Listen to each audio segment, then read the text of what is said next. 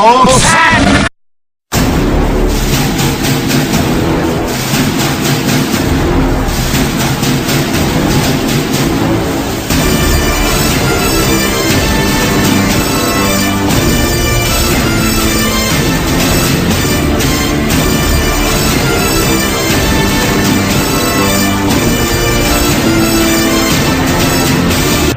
Greetings YouTube viewers, this is ThorGodofThunder815, and today I'm going to do a most requested Pokemon Creepypasta. It is called the Call of Charon. Now this Creepypasta is really kinda long, so I'm going to read it word for word. Okay, so this happened to me almost a week ago or so, give or take. I was on the bus on my way to school playing my Pokemon Soul Silver on my Nintendo DS. When the bus lurched a little at a stop. This wasn't unusual. A lot of the city buses were in disrepair and their engine stalling was common. I only sighed in annoyance at this until something slid from the back of the bus after its sudden stop, the object coming to a halt right by my seat. It appeared to be a Pokewalker to my surprise. I bent down and picked it up to have a closer look, distracting myself with it while the bus driver tried valiantly to restart the engines. All the other passengers around me groaning impatiently. Upon closer inspection, I found that the little Pokewalker was fairly scuffed and dirty, but worse yet was the screen on the thing. The clear plastic covering had been scratched really badly, looking as if someone had done it on purpose with keys or something, to the point that it would be otherwise near impossible to tell what kind of Pokemon was within the thing to see if it supposedly even worked. Curious, my thumb hovered over the middle of the power button, debating if I should turn it on or not. That was about when the bus suddenly started running again. The sound startling me to where I simply tucked the Pokewalker into my bag. I forgot all about it throughout the bus drive home, and through all of my classes until when I finally got home later that evening. I was digging in my bag when I got comfortable at home, surprised when my fingers brushed the mangled Pokewalker I'd totally forgotten. I looked at it over again and honestly couldn't help feeling a bit of pity. Shrugging, I figured it would be worth a try as soon as I pulled out my DS, and I finally turned the little Pokewalker on, further shocked to hear it beat to life. I squinted at the scraped screen, feeling even more sorry for the homeless Pokemon when I discovered with some difficulty that it was a Gardevoir inside. Gardevoir, you see, is one of my most favorite Pokemon, and it was really sad that someone would just abandon theirs like this. There was no way this thing had been damaged on purpose, I figured, so I hoped beyond hope that maybe, just maybe, I could get it into my own game. I started up my Pokemon Soul Silver to the Pokewalker menu and pointed the device to my Nintendo DS card, finding the connect function with obvious difficulty. My jaw dropped. It connected. Charon has returned from its walk. I couldn't help but smile at the warm feeling of adopting this poor Pokemon as its data streamed into my DS, up until something went horribly wrong.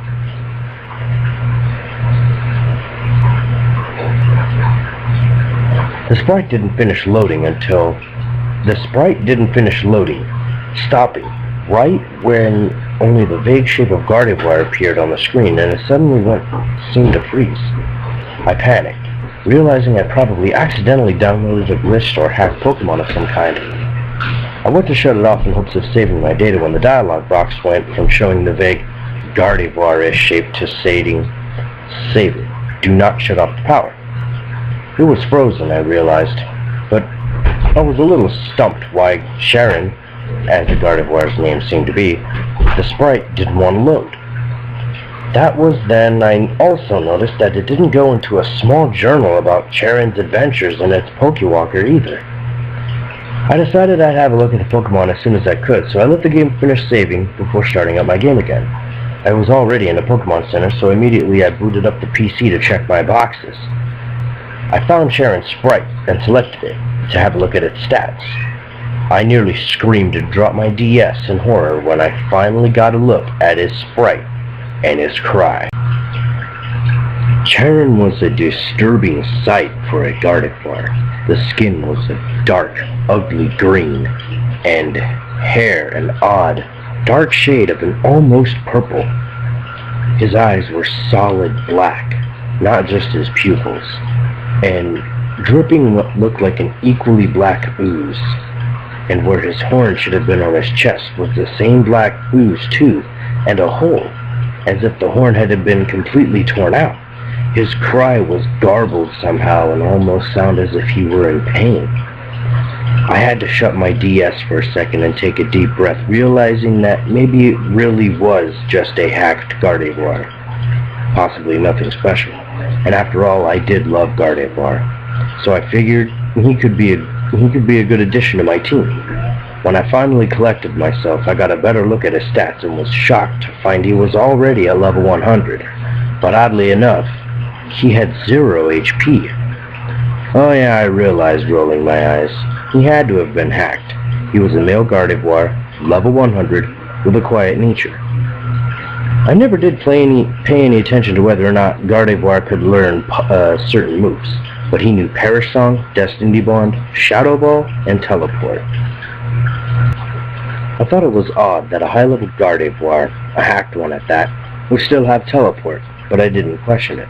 I switched out with one of my other Pokemon, the one at the top of my party, to get to Charon, immediately healing all of my Pokemon to fill his HP again as well. When I checked on him again, however, I was shocked to find that besides all of my Pokemon, Charon's HP was still at 0. I decided that since he was at the top of my party to have my trainer talk to him and see how he liked me. A speech bubble appearing over his head reading, "At first, I thought it was all going to happen, until a text box appearing reading the following. Charon wants you to follow him. Will you follow Charon? Yes? No." I thought it was a little odd. How was the game doing this? Better yet, how was it Charon was able to affect it like this? Was it that advanced of a hack? I decided that since my game didn't seem to be glitching or freezing up so far yet, to go ahead and go along with it. So I chose yes, and no sooner had I done so, Charon used Teleport, once again using its awful tortured cry. I winced and waited, figured he'd just teleport me outside of a Pokemon Center again. This wasn't the case, however, as instead I found myself in the hallway of the old chateau, Charon by my side. I panicked, realizing just how impossible this was, turning around to try the door. Unfortunately, however, a dialogue box appeared reading simply, "The door is locked from the outside. There is no way to leave yet." I was chilled and swallowed, wondering just what the hell was going on. I tried turning to Charon again in hopes he would once again use Teleport, but the Gardevoir only responded with another and nothing more. Frustrated, I went to switch him out with one of my other Pokemon in hopes that doing so would undo this hack. However, when I opened my party, I was stunned to see it was completely empty, save for the Gardevoir, whose HP was still at 0. I resisted the urge to shut it off there and then, fearful that doing so would only corrupt my game with whatever had taken it over, and worst of all, possibly lose all my Pokemon. Closing the party screen, I decided to just go along with it for now, though I was reluctant. The old chateau was never my most favorite places in the Diamond, Pearl, and Platinum games. In fact, ever since I spotted my first non-Pokemon ghost in that place, I swore off going back in there ever again in the game. The music itself was creepy enough too. Irony was cruel, I suppose. I started wandering around the mansion, nervous as ever and expecting a ghost to pop up any second. I let out a sharp gasp when the random battle music began to play, and a wild Ghastly appeared. I didn't think it was possible considering he had no HP, but Charon was sent out into battle, his sprite far more disturbing from the back and clearer than before. It seemed the gash in his chest went all the way through his body, the black ooze dripping from behind as well. I took a moment to look away and compose myself before continuing on with the battle. When I could look at the screen again, I grimaced and used Shadow Ball. I was shocked and a little disappointed to see it take out that Ghastly in one hit. Hoping I would have been able to catch it and have something else in my party at least, Unexpectedly, however, when the Ghastly fainted, a dialogue appeared that wasn't usual for a victory. It stated, "While Ghastly was caught." I couldn't believe it. Immediately I checked my party, and sure enough, Ghastly was there in fact, and it was even still fainted. Unfortunately, however, I was unable to move the Ghastly up my party roster, almost as if it were locked. I decided to try talking to Charon again to see if anything else would happen. At first, it had the usual "again," only for another dialogue box to appear reading once again, "Charon wants you to follow him. Will you follow Charon? Yes? No?" I stared, grinning with relief, realizing maybe this time I'd be teleported out of here and back to the Pokemon Center. So right away I chose the option for yes. I hadn't realized then how huge a mistake that was at the time. But rather than teleport, instead I unwittingly relinquished all control to Charon. He began leading me further into the mansion, and all I could do was watch helplessly. Every few steps we'd run into another wild Ghastly, defeat it naturally, and the fainted Pokemon somehow instantly was added to my party. The Gardevoir all the while still was able to battle despite being either fainted with 0 HP or dead perhaps. I didn't ponder this revelation for long, however, as Charon soon made his way while leading my trainer all the while to a door. I realized this was the room you enter where you catch Rotom, only I was unable to see inside before Gardevoir led me inside. Once we entered the room, however, it was definitely a far cry than it was supposed to be. It was much larger than I remembered, and the walls and floor had holes and looked as if they were rotting away. At this point, Charon stepped away from my trainer and to the center of the room. All of the Ghastly we caught together left me and joined the Gardevoir as well, circling around it. Charon then turned around his sprite facing Martin from where he stood, encircled by all the Ghastly. At this point, it started to, from the way it sounded, use Perish Song, only the song itself was lower in pitch, much slower, and sounded as if some static was corrupting it. I tried to lower and turn off the volume on my DS, but it didn't do anything. If anything, the song seemed to grow louder and kept playing over and over again, as in a constant loop. As it sang, the Ghastly began circling, as if dancing around Charon, and that was when I noticed what looked like a black hole opening up beneath Gardevoir. Abruptly, the song stopped, and so did the Ghastly. A dialogue box appeared with another, but then it continued. Instantly, I realized with shock, Charon, the Gardevoir, was talking to me. "Thank you for bringing me here. These souls and mine will rest now. We're not done yet, however. Your turn will come. Your turn will come. And in 5 days, I will. In 5 days, I will come get you." It was about this time when Gardevoir's cries shrieked out of my speakers at an impossible volume and horrible pitch. I dropped my DS to cover my ears, cursing when it hit the hardwood floor and shut off suddenly. I tried starting my DS again, but I already knew it was no use. It was broken, and all because of me bringing home some creepy Pokewalker. I ended up tossing it out, by the way. It stopped working too. After I transferred that Gardevoir into my game, at first I couldn't sleep because of that eerie warning. I had all kinds of horrific nightmares about Charon's black, bleeding eyes and disturbing cry. I know I shouldn't be worked up over someone's sick idea of a joke, but I mean, I gotta admit it was one hell of a convincing hack. It's almost been a week, and so far, nothing's happened.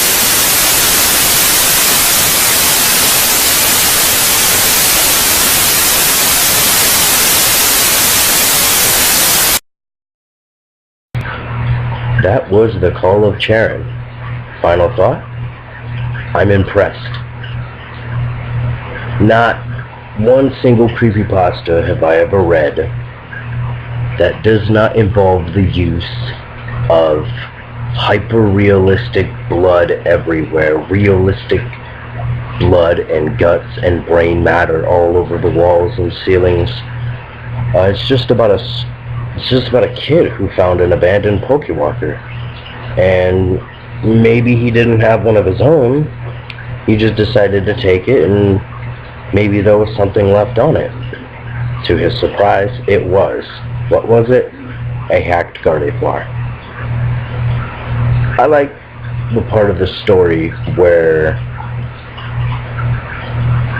he would just adopt this quote-unquote homeless Pokemon.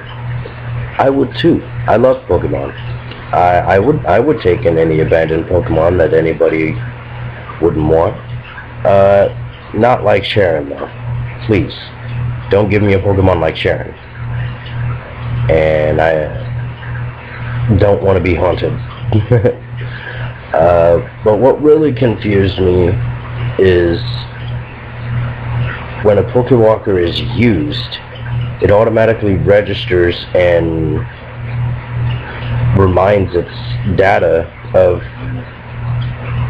what Pokemon game the Pokewalker is connected to. And if this kid would have found a Pokewalker and someone else's Pokemon was already on it, it would have not been able to connect to his DS because it's not the original trainers. Yet again, this is a creepypasta. It's just a story. Is it true? No. Despite the fact being this is a really cool creepypasta. I loved it. Gardevoir is also one of my favorite Pokemon. Not a big fan of Gallade, but Gardevoir is pretty awesome. It's been one of my top 3 favorite Psychic type Pokemon.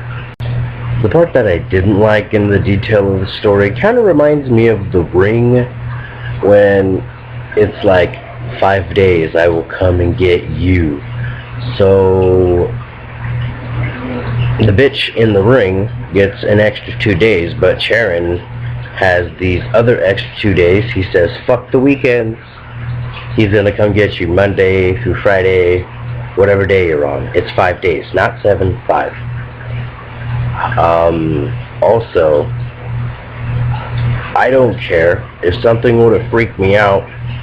Yes, I would kept going, but if I received a threatening message, even from a game, that it would kind of creep me out, I would just turn off the game. I don't care what it would have done. I would have turned it off. I would have released the Pokemon. I would have said, fuck it, I don't want this in my party anymore. I would have released it. Or hell, as a joke, I could just give it away over the GTS trade. Overall, this was really good. It impressed me. It amazed me. I didn't want to stop reading it. I pictured myself playing the game. And can this story be true? No. But I really liked this creepypasta. And what would you rate this creepypasta, and what would you do to make it better? This is ThorGodofThunder815, and I'm out.